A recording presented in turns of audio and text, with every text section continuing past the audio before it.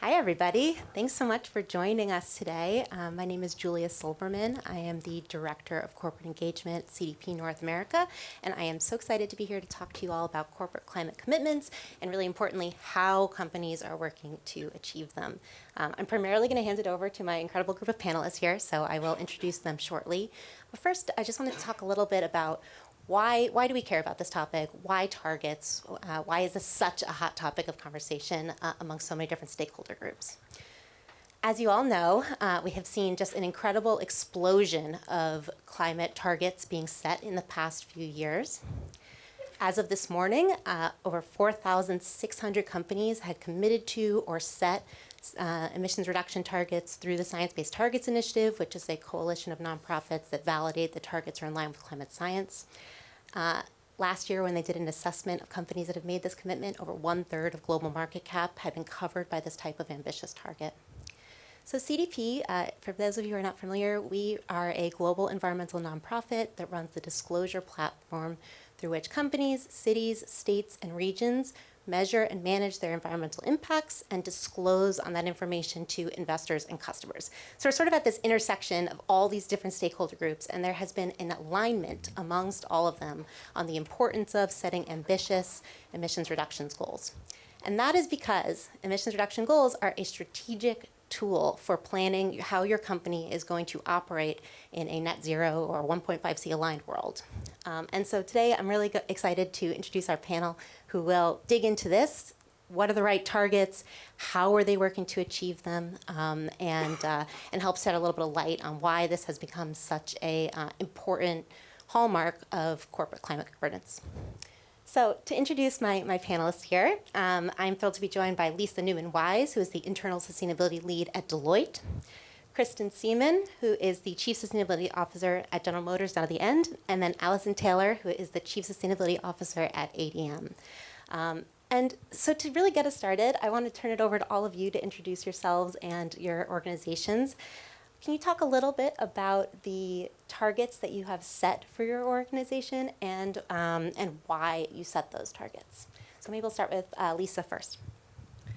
Thanks very much. I lead the internal sustainability team for Deloitte in the United States. I started my career as a bioenvironmental engineer in the US Air Force about 20 years ago and have been in the environmental space ever since. Deloitte announced in 2020 a near-term science-based target as part of our overarching climate ambition, which is called World Climate. It includes emissions reduction goals, as validated by science-based targets, elements of empowering our individuals and employee engagement, embedding sustainability across the organization, things like reducing plastic waste and policies and practices, and then finally engaging ecosystems. We set our World Climate ambition following prior sustainability commitments and chose to pursue science-based targets because we felt it was really critical to have an emissions reduction goal that was grounded in science and validated by an externally reputable body. We're now working on our SBTI net zero commitment and applying for that approval as well. And the world has changed a lot in the last couple of years, so it's been really fascinating to lead this team in the implementation across a highly matrixed, really large organization that has predominantly Scope 3 footprint and looking to what's going to be necessary for those absolute emissions reduction goals for a true net zero future. Great, thanks so much. Allison, do you want to? Sure. Hi, everyone. I'm Allison Taylor. I'm Chief Sustainability Officer for ADM. ADM is Archer Daniels Midland. A lot of people have heard that name before, about 120 years old, but we just go by ADM now. ADM is an ingredient provider. That's kind of a good way to think of us in the middle of the agriculture value chain. So ADM does not own farms. And also doesn't have brands on the grocery store shelf, but provides ingredients to a lot of the brands that you do know about. We do some primary processing, so we have some Scope 1 footprint for sure. But also we transport these ingredients, which might be raw commodities like wheat or soy or corn around the world. These are ingredients also for fuels. and for what we call biosolutions. So that might be the plant-based burger that you've probably tried. That's pea protein. Or starch for cardboard as an alternative to paper, or bio-based chemicals as alternative to petroleum chemicals. So those are the kinds of end products that ingredients from ADM may be a part of.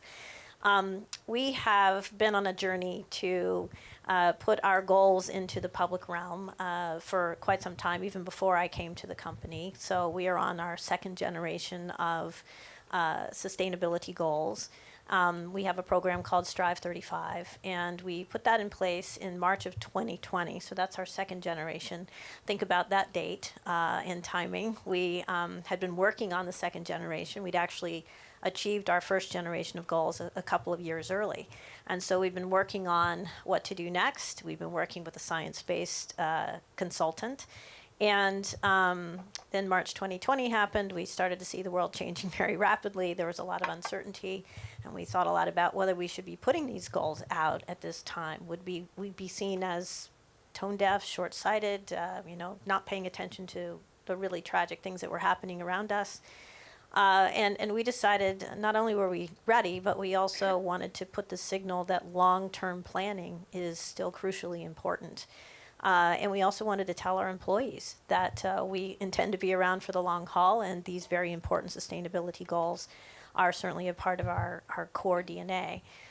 So we did put the goals out, and they are greenhouse gas goals, an absolute reduction of 25% by 2035, and also water and energy and waste reduction goals.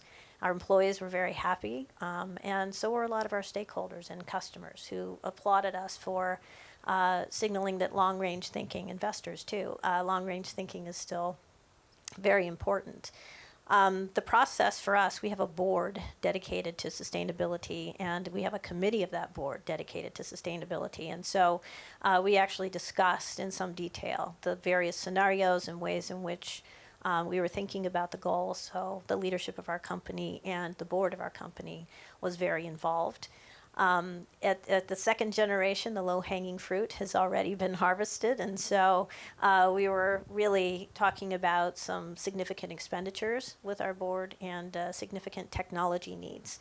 In particular, we're a thermal energy intensive company. We need steam, especially for ingredients that might be going into food products. And so there's not a lot of technology out there that is ready to go at the scale at which we need. So we're making big investments. We're working with startups. We're working with other partners. Partnership is really the name of the game. So I look forward to talking more about that as well. Great. Good afternoon. Thanks, everybody, for being here. I'm Kristen Sieman, the Chief Sustainability Officer and Vice President at General Motors. So we've made some pretty big, bold goals. Back in 21, we announced our plan to be carbon neutral in our products and operations by 2040, and our plan to eliminate tailpipe emissions from new U.S. light-duty vehicles by 2035. We really transformed the industry with those announcements, and both of those are also based, have science-based targets backing those commitments. And it really, I think a lot of what's already been said too, we've had a lot of progress made of embedding sustainability throughout the company. So there's initiatives across the board, everything from our purchasing and supply chain organization, which has a supplier pledge that we're working on with our suppliers to have their own commitments, things in the sustainable materials space. One of the things I'm really proud of is we had a goal to source 100% renewable energy in our facilities. Our original goal was 2050. We actually announced this year that we've completed all of the agreements for the U.S., so we actually achieved it 25 years ahead of our original plan. So it, when we put the announcement out internally, we had an employee say, you skipped a generation. And when really take a step back and think about how much energy that saved and what an impact it's had, it's something to be proud of. And we plan to do the same thing globally by 2035. A lot of different initiatives. My background may be a little bit unique, although maybe not, at least also an engineer. I've been at GM for over 29 years, and 27 of those were in product development. So a lot of time spent developing some of our new electrical architectures, some of our autonomous technologies, et cetera. And one of the great things about that is I have great relationships and connections within the company. And really, when you think about sustainability, it does need to be part of the business strategy. It's not something you put on top. It's something that you have to weave in, just like I would say we do with safety and quality. And so that's been a really great advantage to have those relationships and understanding of how those operations work and when we need to make decisions, when we need to insert technologies, et cetera. So lots more to talk about, and I'll turn it back over. Yeah, so many threads that I'm excited to pick up. Before we dig into the how of companies are working to achieve your targets, I want to spend another minute talking about the what. What's the right level of ambition? What's the right targets for companies? So Lisa, how is Deloitte thinking about this, and how did you think about this when setting your own goals? For us, the right level of ambition was one that demonstrated Deloitte's desire to be a leader as a responsible business. We have set priorities around sustainability, equity, and trust, and sustainability and addressing climate change is really inextricably linked with our desire to increase equity from an economic, racial, and health perspective. And we looked at a number of different opportunities around goals and language and felt Deloitte's history as an audit firm, language is really important and being very clear and precise about that. And looking around a few years ago, there really weren't too many options, and SBTI was the standard, and I believe currently still remains that. I know there are lots of questions and challenges related to different industries and pathways, and that is proving very challenging, but sustainability is quite technical, right? You're looking at Earth systems and molecules and needing to ground that in the science. And so for us, science-based targets was the right level of ambition, and when we set our goals a couple of years ago, there were still only near-term targets. That long-term net zero target didn't yet exist, and so we've, over the course of the last couple of years, had to adjust our language as well, which has required a real education. Well, we used to call this net zero. Why don't we call this net zero anymore? And that hasn't necessarily been the choice that every organization has made, but it's one that we felt was quite important to be transparent and clear. And provide as much integrity as possible to the goals that are being set. So that's something that has also been really important to us. We don't use the term carbon neutrality, though we do buy carbon credits, for all of our residual emissions, because there are so many questions about what does this really mean, and focusing on that hierarchy of reducing emissions first and then turning to offsets. There is certainly a role for offsets. There's a need to take up and soak up carbon over the next several decades, but that hasn't been the priority for us as an organization from a emissions reduction standpoint. It is for other reasons and co-benefits. So I'll pause there, but I think that that level of ambition needs to really be tied to an organization's materiality as well, and I'm sure that some of my counterparts here who have more of an operational footprint in their production processes can talk more about that. Yeah. Wow, the right level of ambition. I think we ask ourselves that every day, in part because new technologies are developed and we're hearing and learning about more and more. And so we're always wondering, is this really going to be the one that is going to make the difference for us? And we actually have been changing our ambition. We don't hesitate to revise a goal and say this is why. We also explain why things backslid for a year, let's say. COVID was particularly difficult. Our production was down. And so for an intensity-based goal where the denominator is production, that puts a lot of pressure on the numerator. And we really had to explain to people that production was down for reasons that we didn't have a lot of control over. So we find that transparency is the most important thing. Being able to explain, particularly to our investors who are watching these goals very closely, why we set them, why we're changing them, and what our journey looks like. It's our culture, and I think it's always important for a sustainability officer to understand the culture of the place in which we work, to be specific, not to put a goal out there and have no idea how we're going to get there. But to have a pathway, and that was certainly what our board demanded. So we had a feasibility study. We've actually published that feasibility study on our website about how we see our technology options shaping up and when to reach our 2035 trajectory. We've now gone beyond that and published a net zero aspiration document, which talks about how we see going beyond that interim goal that we set for 2035. And having those pathways there gives the public and our investors a sense of what we're looking at and a sizable investment as well. But it also gives us the pathway that we stick to, because we know we put that out in the public realm. We operate carbon capture and storage. We're pretty unique in that way. In Illinois, we're on top of an aquifer, so we actually are able to store CO2 underground. We've been doing that for over a decade. And particularly with the Inflation Reduction Act, this has become a really popular technology. So we are hearing from a lot of people who are interested in utilizing our CCS, our wells perhaps, or just understanding how we've gone about this. So we are a company that wants to invest in new technologies as well, and then that's a part of our culture. So that's a part of our pathway and identifying what we're actually investigating and where we think we might go. We're also committed to SBTI, working with them about Scope 1, Scope 2, and our Scope 3 footprint, and our pathway to net zero. But it's great that we've done as much work as we've done on potential technologies, so we can really have an exchange. I think in some ways we know more about that. And as an agriculture company, the Scope 3 piece and land use change and how we quantify that and set goals around that is still under development. So we were actually asked to pause by SBTI until that's further developed, so that we have a guidance that we can all talk about, and I feel fairly certain we're going to be piloting that.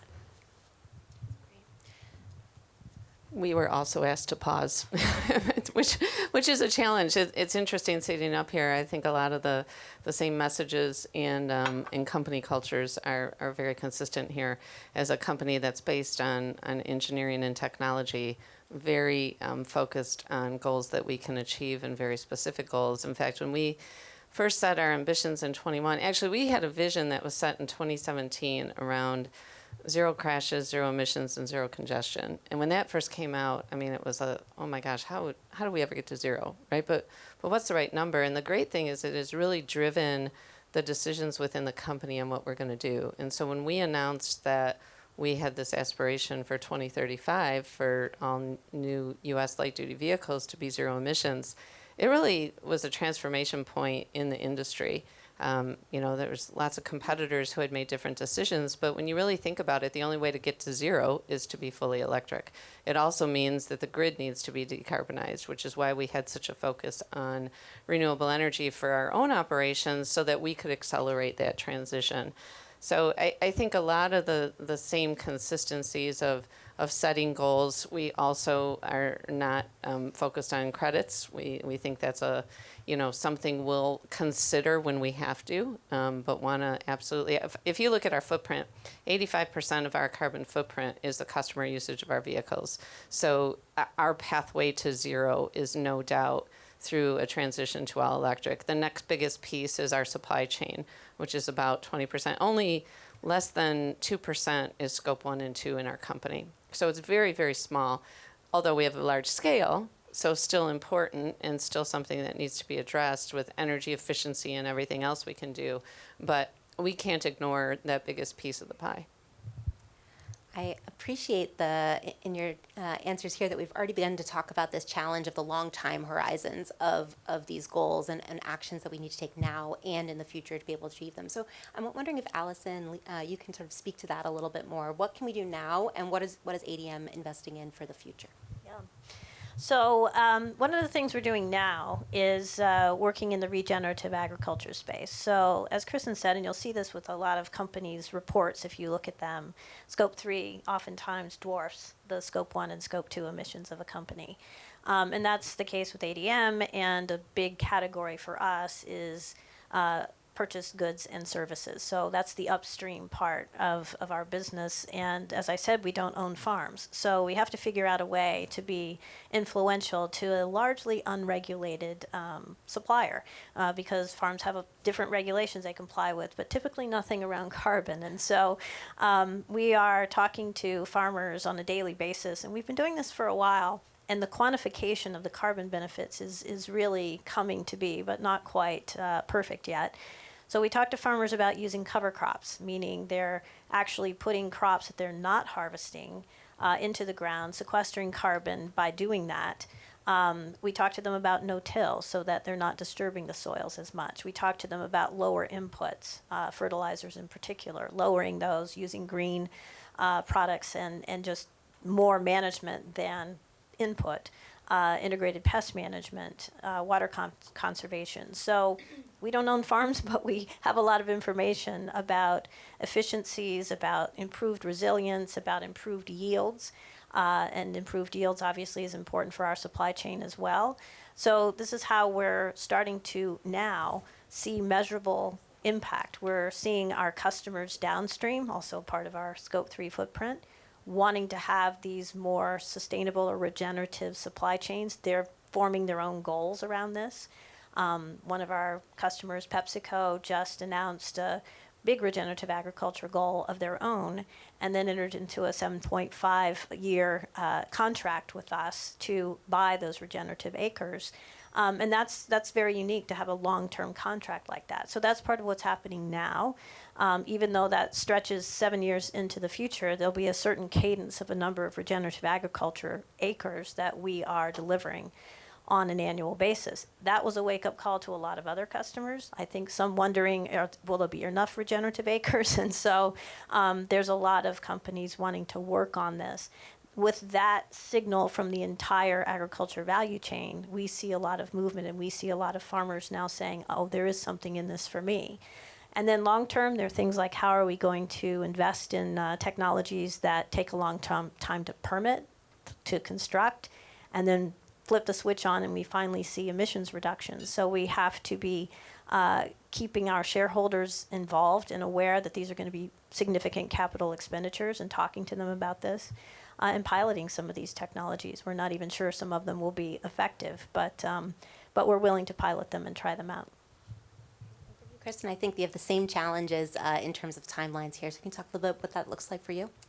Yeah, I mean, so we're really, I would say, at an acceleration point. If you look, I talked about products, and whenever I have an opportunity to talk about our products, I'm not gonna. But honestly, it's super exciting to see our portfolio that's coming out. I mean, we have a long history. People don't realize we've been in the electric vehicle business for over 25 years. In fact, I had an opportunity to talk to Bill Nye last night. He drove our original EV1. He was an original Volt driver, and now, as he said last night, he drives a Chevy Bolt. And so it's really exciting to see customers that have been on that journey with us, and then to see what's next. I mean, our portfolio is completely changing over. We believe very strongly that this needs to be a transition that's inclusive, and that includes having products across every price point and segment. The Bolt today is an extremely affordable vehicle, under $30,000 for a full EV.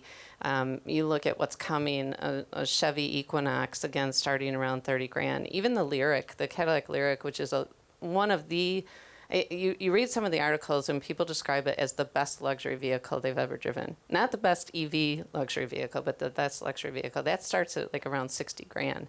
And so we're really focused on getting the product out there and having the portfolio and the volume to be able to meet customers where they're at. We have a plan to have over 1 million units of capacity in the U.S. by 2025. We have all of the battery materials sourced and the agreements in place to do that. Many here in the U.S., which I think is very important from a supply chain standpoint, a resiliency standpoint. So it's really exciting to see what's happening, and that transition point is happening faster than, again, we ever anticipated. And if you look just like our renewable energy goal, I said that we accelerated it. I'm not sure we're going to accelerate our next goal by 25 years, but we know we can do it. We know we can get there faster. We just can't do it alone. So it's going to take policy. It's going to take partners in our own supply base and others. It's the utilities and the grid, and it's something we all need to be focused on together.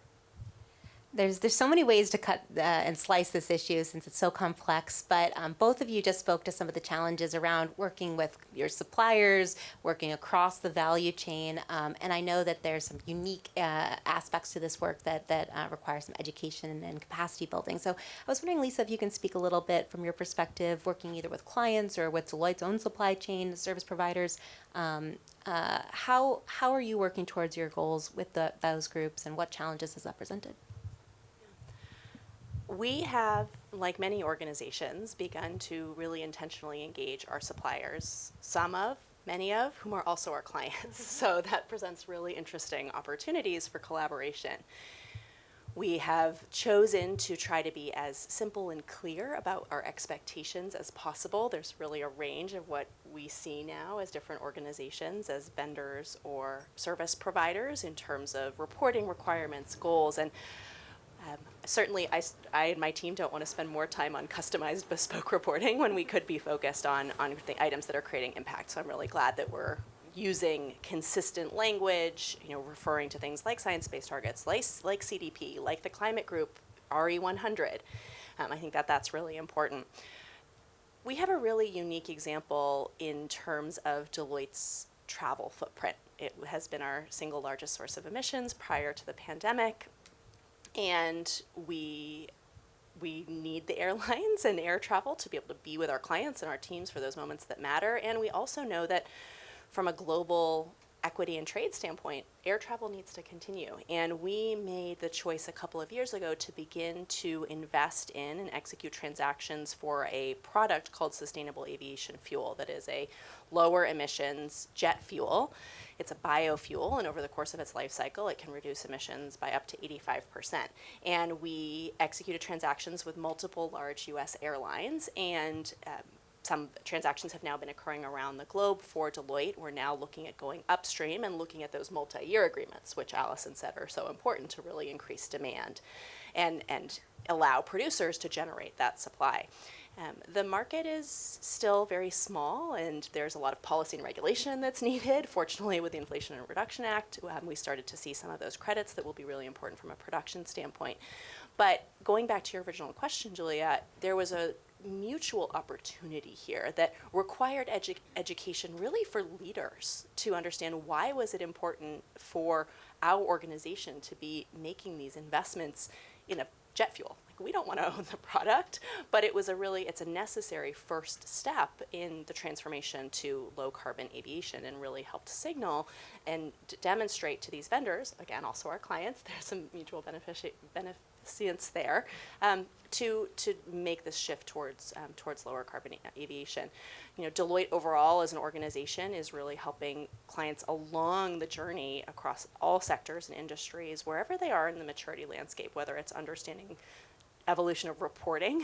We have a very strong team that's been in place for many years that is helping clients understand what might be coming with the SEC rule, how to comply with that, providing that assurance of environmental data for comparability. So I even internally have been able to lean on some of my client service colleagues for very specific expertise, because I have a very broad purview in terms of what our team is responsible for. But I think that education is really the first step. It's important to understand some of the basic science and be able to be as intentional and thoughtful as possible, but also connecting climate back to people, I think, and making it really relevant for individuals, whether it's in their specific roles, in their communities. We, in the United States, many of us have the luxury of not necessarily thinking about climate change every day. Those of us in this room, obviously not the case, but from an education standpoint across the whole organization, how to encourage all employees to really think about their job as a climate job as well has been a major education opportunity to extend our reach and impact.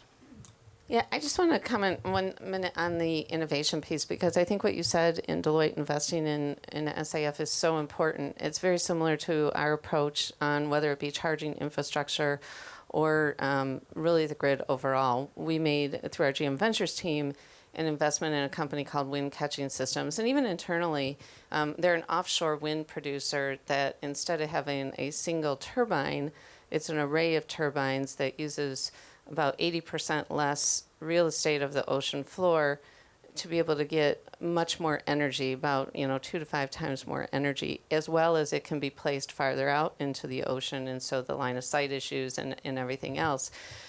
And even internally, there was why would we invest in offshore wind? But it really is about accelerating the transition and being part of the solution to make it happen faster. So I think it's another great example of how companies can really have an impact even outside of their own responsibility. And I want to thank you for investing in sustainable aviation fuel. So our company has been in the ethanol business among biofuels that the company supports with the bio feedstock, corn, that is the backbone of ethanol. And we are converting some of those plants to sustainable aviation fuel production plants. So we saw that as an important way in which to utilize our existing facilities and our know-how, and a very important market to serve. Yeah, I appreciate the big picture thinking that's required to really facilitate this transformation, the collaboration. Allison, I think ADM plays a very unique role in the agricultural value chains as this link between farmers and food beverage companies. Can you talk a little bit more about how you have been engaging up and down your value chain to facilitate this transition? Yeah. So I talked about regenerative agriculture. And by the way, we call it regenerative because it's really about soil health.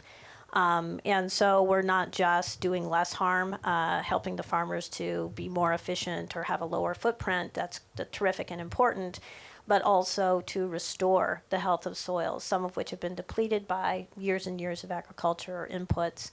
And so that's the regenerative term.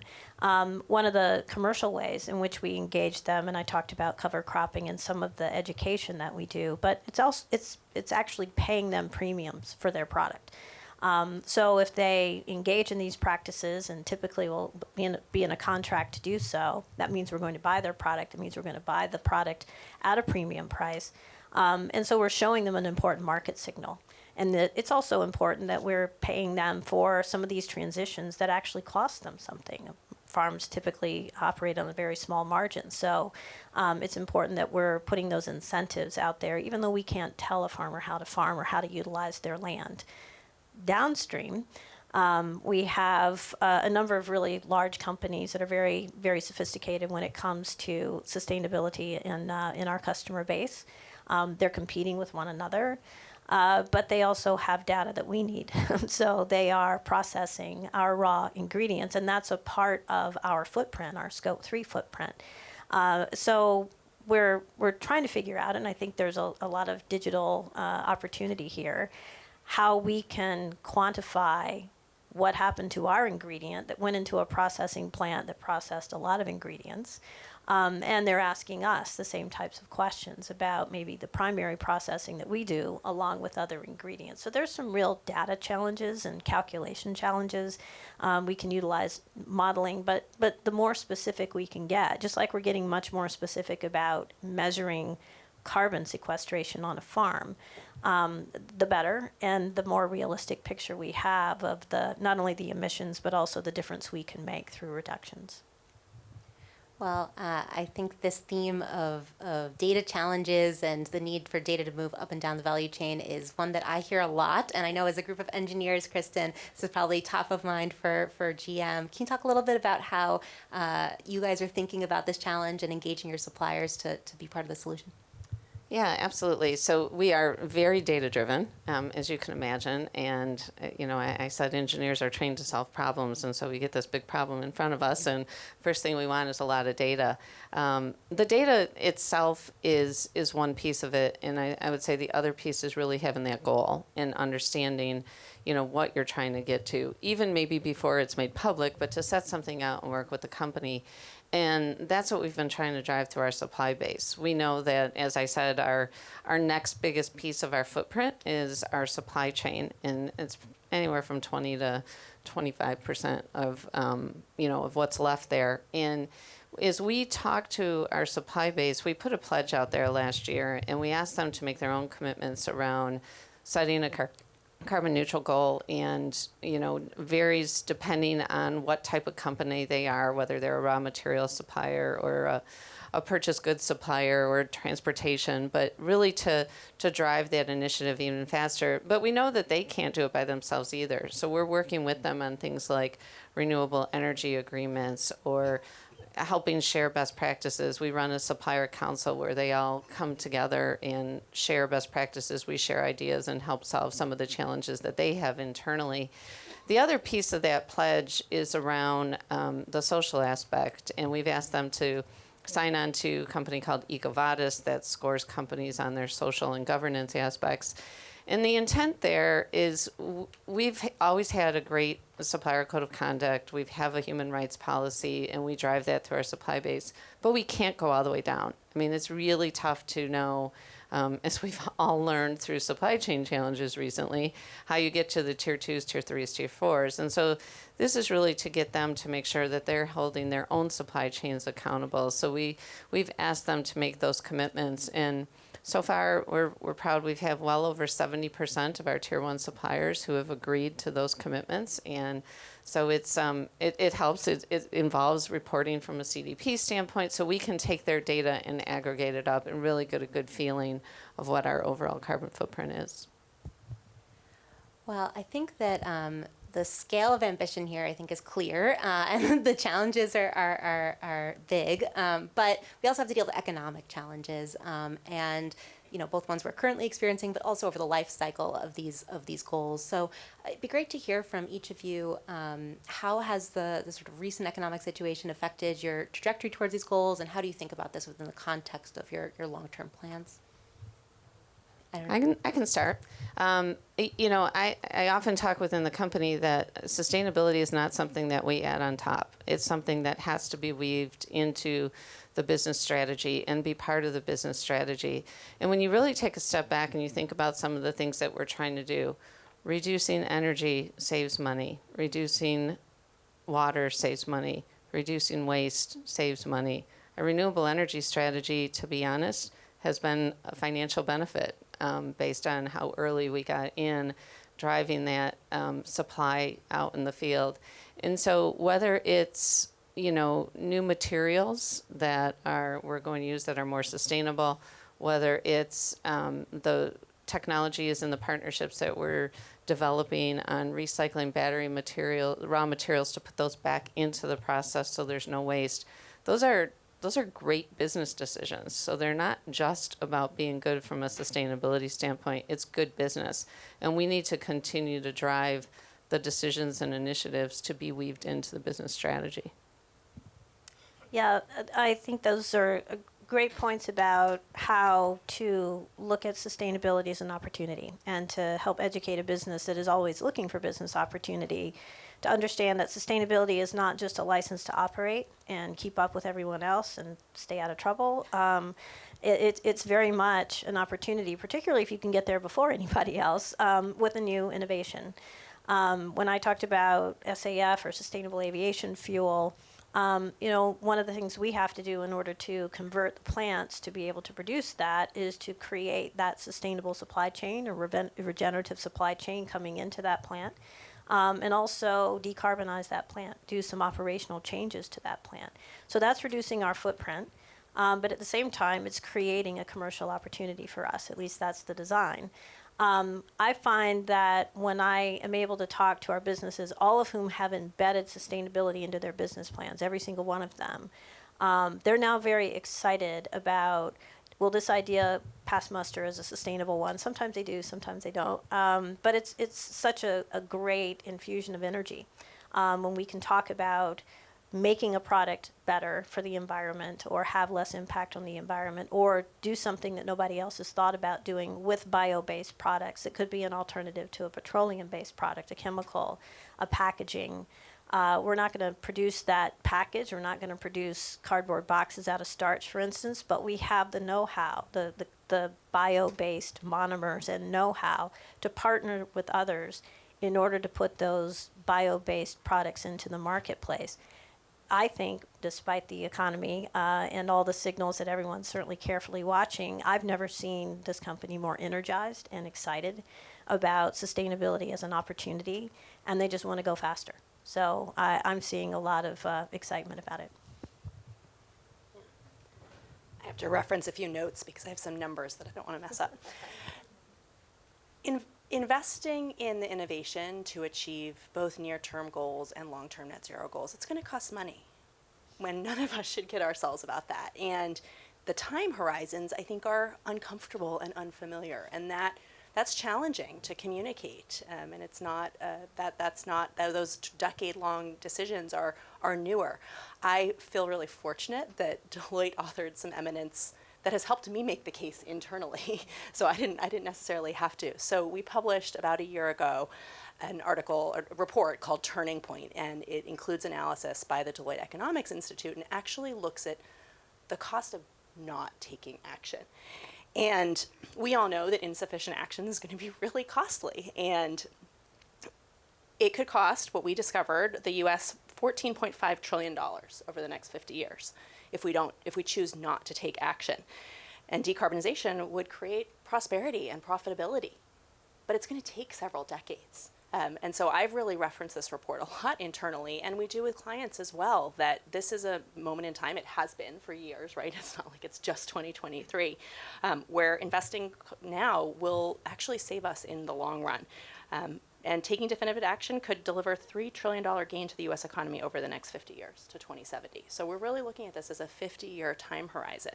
And so while there is concern right now, and that is real, we're really thinking about this as the more inclusive, equitable, prosperous and profitable future that we have a responsibility to help create. It's always helpful to have numbers to make the argument for investing in this, so that's really great to hear. I'm going to turn it over to you all pretty soon very shortly, to ask questions. So we want to make sure we leave time for that. So start thinking about them now. One quick question maybe we can address and then turn over to our audience here is, it's exciting to have such diverse industries sitting on the panel with us today. Can you maybe speak to, what are the exciting trends or innovations or collaborations that you're seeing across your industry that are making you optimistic about the future? And maybe we'll start with Kristen. Sure. I mean, obviously our products, our battery portfolio, and really what that enables us to do to transition to this all-electric future quickly. At GM, we're really proud of the innovative spirit that we have within our company. I mentioned some of the work that we're doing with GM Ventures. In fact, I think the panel before us had another company that we invested in, which is a replacement for leather. And so really, we're not only looking at our products, we're looking at services. So things we announced last year, GM Energy, which is another division where we've created to be able to take batteries and use them in a secondary life type of thing, as well as technologies with V2X, V2G. As you look at the portfolio of electric vehicles and what amount of energy that's going to be able to supply back to the grid, it's a huge opportunity. Things like BrightDrop, which is our division that's building and already out on the field delivery vans, and they also have a last mile delivery truck, an electric cart it basically is. And some of the studies that have taken place from companies like FedEx have said it's driven, just that cart alone has driven over 25% more efficient deliveries. And so now you have zero emission vehicles, you have less vehicles because they can deliver faster. So all those technologies are spurring more and more innovation. And then we've got our Cruise Autonomous division you can go today in California and hail a driverless ride. So it's pretty exciting. I would say overall, what I'm really excited about is the more system-oriented thinking about food and production of food and transportation of ingredients. And we're also seeing more demand from consumers to understand more about where their food is coming from and how it's produced.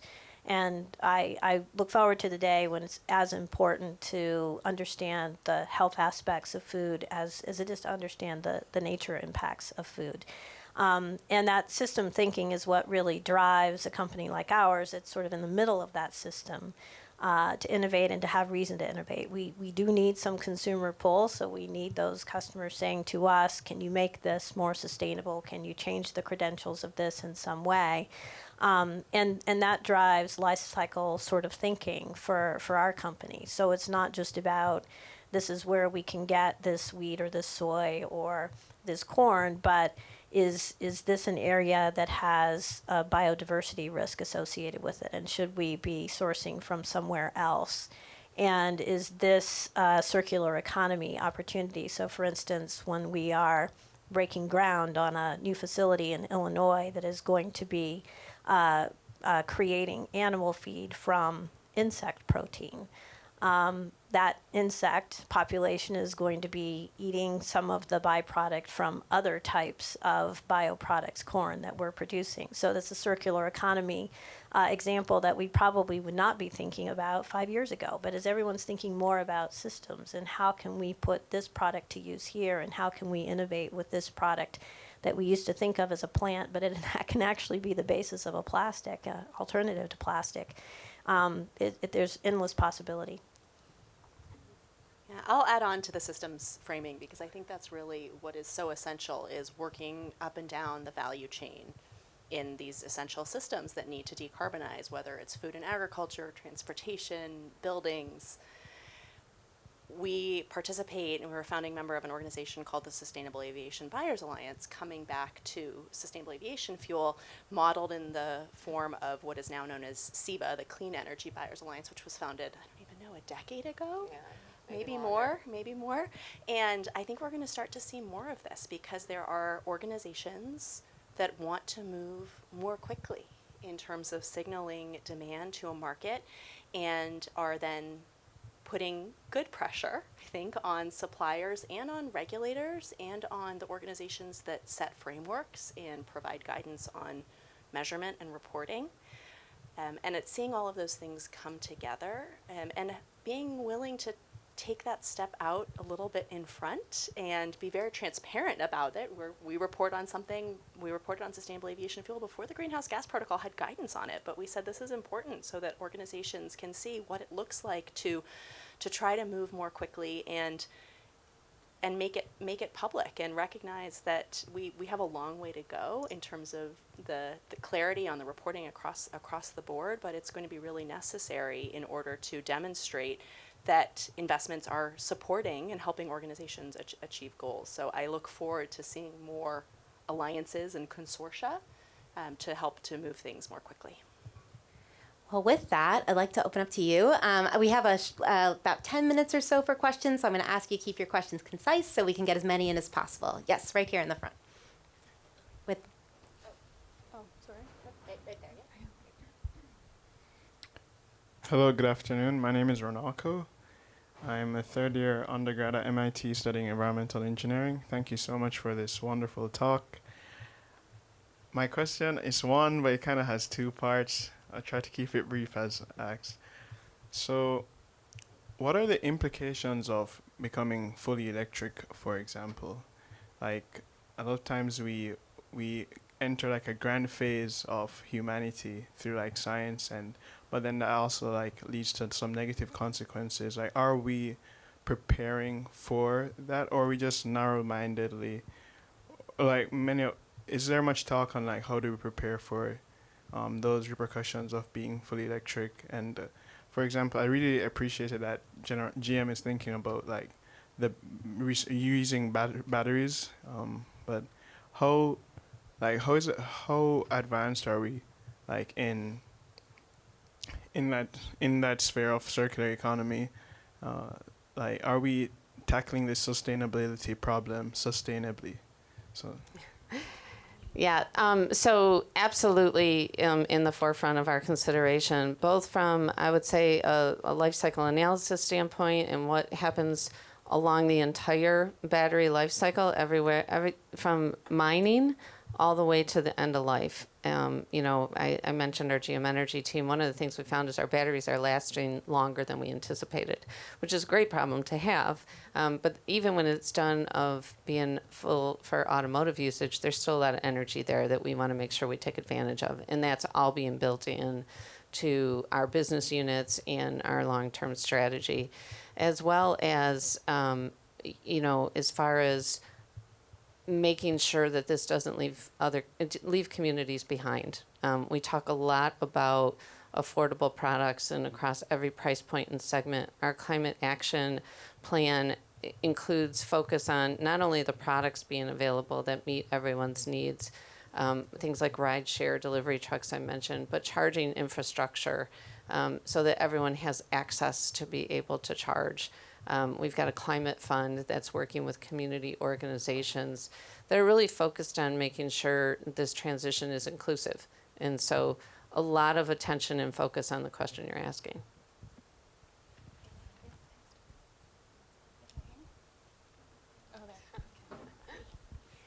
Hi, my name's Jamie. I'm with Miami Waterkeeper.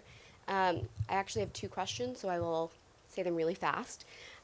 With the immediate gratification that is kind of built into today, how do you address the 50-year, like those really long time periods, especially when people who are making the decisions to yes, move forward with the 2070 goal may not be around to see it.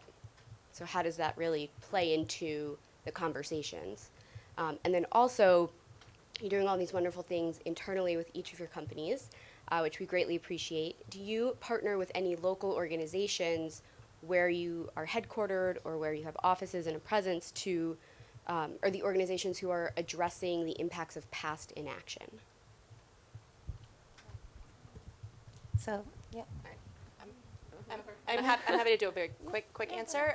Two answers on the 2070. One is leaders, kids, and youth, I think, has made a huge difference. And I'm really appreciative of that. And then the second on that is, yes, this is long time horizons, but the negative impacts are being felt now, including in the United States.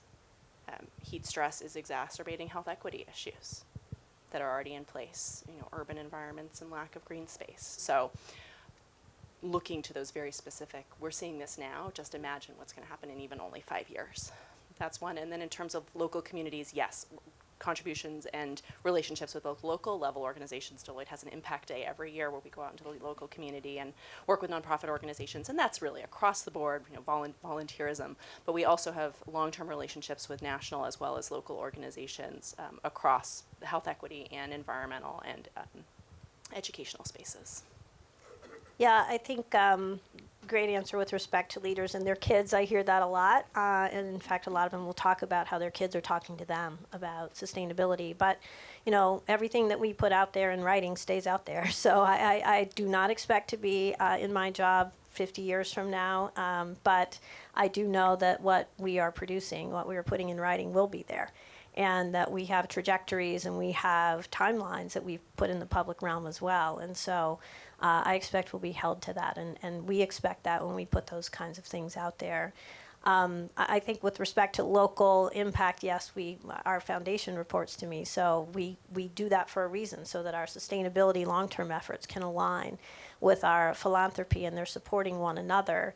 But specific to past inaction, a good example in the agriculture space is working on restoration of lands.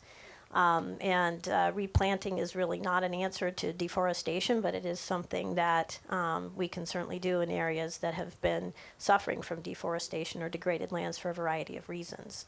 So that's one of the local impact initiatives we have. Great. Maybe we'll take two questions in quick succession and we'll answer them collectively. So let's hear 2 or 3 questions in a row. Thank you all so much for being here. I wanted to ask about adapting your strategies to China and India, because it seems like, of course, there's been a really big U.S. focus in terms of this convention on policy, but I know that they're both very big customer bases. Thank you. Great. And another one? Yep, in the front here. Yep. Hi. My name's Aaliyah. I work with a healthcare system, and we've actually partnered with Deloitte to understand our Scope 1, 2, and 3. Scope 3, specifically for healthcare, with regards to procurement, is something that we can't sacrifice the lives of others because we don't have gloves available for us.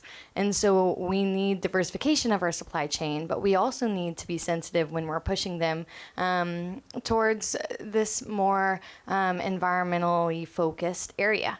So how have you seen and how have you had amazing success with some of your suppliers? I think this morning you mentioned 70%. How have you seen your suppliers react to this? Are they comfortable in this space? How have you been able to push them in a gentle and sensitive way? Great. And maybe one more in the back, maybe? You're going to test our memories. I'm writing them down. I'm writing them down. Okay, thank you. My question is if you have mechanisms in place to uphold your climate pledges, even if, let's say, a tough economy turns into a recession, calling for short-term budget cuts, savings, layoffs. Great. Okay, so first question is on how do we... I think I got it. Oh, okay, India and China, yep. Yeah. So India and China, certainly strategies that we're implementing in the U.S. are planned to be global. We don't have a big footprint in India today. In China, we do. We work very closely with our partners there. I think, as we all know, there's things that in China, once the government makes a decision to do something, it happens overnight. And so we're seeing great alignment, though, with our strategies from the local team and what we're trying to do across the globe.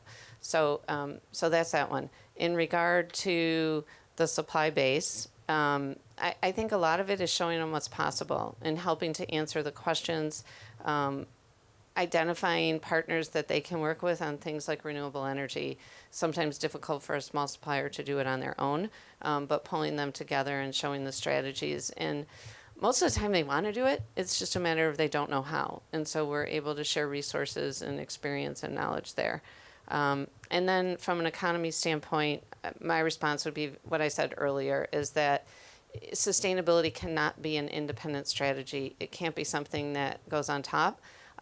We have a strong focus on weaving it into the business plan, so it is not a drag from a return standpoint, and that it can stand the test of time. Our strategies are growth strategies, whether it be our EV portfolio or our GM Energy or our Bright Drop. All of those are having huge impacts to our carbon footprint as well as growing our business. India and China, we don't have a very large footprint there either. However, we certainly watch what those countries, in particular China, says about things like deforestation. So China sources a lot of crops from around the world, and particularly from Brazil. And so it's important to us that that country is upholding the commitments that they've actually talked about and they've made with respect to avoiding deforestation, because it's very hard for us to hold the line and to uphold our own no deforestation policy, which is not sourcing from areas where we can see deforestation occurring, if there's big players that aren't doing the same. So that's one thing that I think about often, and our colleagues, although not a large footprint in China, I find are some of our most sustainability-driven and innovative people that I work with. And so it's really fun when they come up with a fabulous idea, and unfortunately their impact might not be that great because their facilities aren't that large, but very, very sustainability thinking and forward. So that's really fun for me. And with respect to suppliers, I think I've talked a lot about how we work with farmers, and it's a great example of a typical supplier that we all deal with. Maybe not farmers for everybody, but we can't tell them what to do. We don't run their businesses. We can't demand confidential information from them. So it's all about what a lot of us do every day as sustainability people. We influence. We bring together coalitions. We talk about a call to action. And we use those so-called soft skills a lot of times to work with our suppliers, and also ask them to subscribe to platforms like CDP or to EcoVadis, which does give us information, and they're not getting hit with 50 different questionnaires every day. And now I've forgotten the last question. Just economy, short-term thinking. Oh, the economy. Well, I will say technology is one of the tools that we use to hold our feet to the fire. So we use satellite imagery to monitor our supply chains, and AI is fast overtaking that. When there is an image that shows you that deforestation is happening, it doesn't matter what the economy is, we know we have to take action. We know we have to talk to those suppliers, try to bring them into compliance. If they are not willing, then they won't be in our supply chain. And so I think that's one way in which we could say one thing, we could report one thing, like our traceability rates or no deforestation, but there's a lot of people out there, including us, who can actually monitor that, and we're seeing that happening more often now. Well, thank you all so much for sharing these insights today. I think this has been really valuable. And thank you all for such great questions. Let's give a round of applause for our panelists. Thank you so much.